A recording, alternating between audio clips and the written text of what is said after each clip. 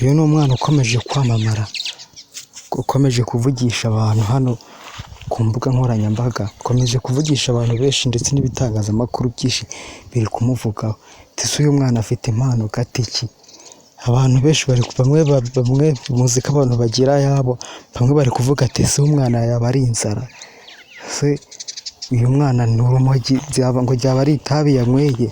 Ariko gusa uko bigaragara ko uyu mwana afite impano yo kuririmba ndetse afite shapu yo gukorera Imana. Abantu benshi bakomeje kumwibazaho ndetse abantu benshi batangiye kubaza ahantu uyu mwana yaba ngo bajye kumusura, ndetse bamwe bamaze no kugera kumusura kuko uyu mwana babonye impano afite idasanzwe. Umwana abaye nka wa wundi wo muri Ghana wigize kwamamara atangira ari kurira bikarangira asetse. Uyu mwana nawe wabaye rero nka wa wundi nkuriya nawe nyine babaye kimwe, kuko ukuntu ari kuririmba byatangaje abantu benshi bitewe n'uburyo babonye uno mwana aririmbamo, nibyo byavugishije abantu benshi.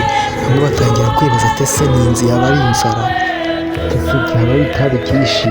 Uyu mwana niwe arimo aravugisha abantu benshi hano, abaye nk'uyu mwana wo muri Ghana. Uyu mwana wo muri Ghana nawe yamamaye mu buryo budasanzwe, mu kavidewo ke katangiye bitangira ari kurira bikarangira asetse. Uriya mwana nawe rero abaye nk'uyu nguyu bitewe n'uburyo arimo aririmbamo, araririmba abantu benshi bakikanga bakavuga ati uriya mwana si ukuririmba gusa, menya afite inzara cyangwa afite ibindi bintu bimurimo. Abaye nk'uno mwana nawe, ngira ngo nawe mwamubonye, abantu benshi batangiye kumugereranya nkawe. Uno mwana yamamaye, uriya mwana nawe ukuntu arimo aririmba yamamaye nk'uyu mwana, n'ukuntu byatangiye iyi videwo bitangira umwana arira bikarangira asetse. Batangiye kubagereranya kimwe bose, ngira ngo urabona ko bajya gusa nkaho bameze kimwe. Uyu mwana asenga mu idini ry'Abanyagatulika, yaririmbaga muri korali y'abana. Gusa ikintu cyaje gutangaza abantu kandi bakomeje kuvuga ko uyu mwana atari asanzwe aririmba gutya, ahubwo batazi icyabiteye cyatumye aririmba gutya, ari nacyo abantu benshi bakomeje kugarukaho, ndetse abantu benshi bakaguma bari kumugaruka mu bitangazamakuru ndetse n'abantu ku giti cyabo bavuga nti uyu mwana ni gatiki. Abantu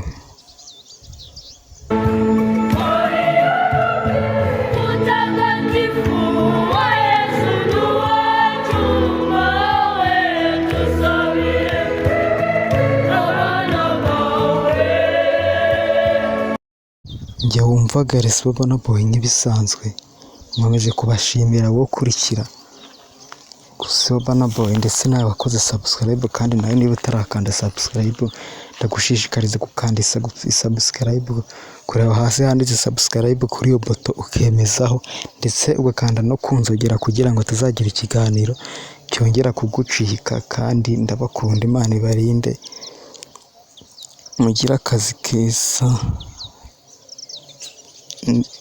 Ciao ciao.